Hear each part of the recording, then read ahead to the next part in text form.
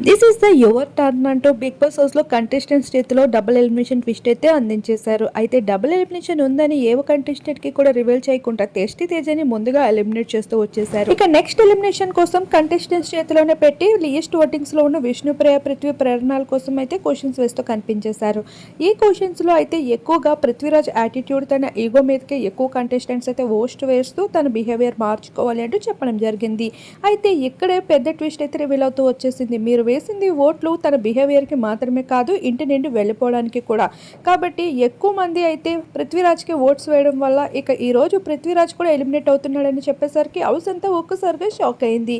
వాళ్ళ చేతిలో ఉన్న పవర్ని ఈ విధంగా పృథ్వీరాజ్ ఎలిమినేట్ అవ్వడానికి ఉపయోగించారని తెలిసి చాలామంది సాడ్ అవుతూ వచ్చేసారు. విష్ణుప్రియ అయితే తన ఎమోషన్స్ని కంట్రోల్ కూడా చేసుకోలేకపోయిందని చెప్పుకోవచ్చు.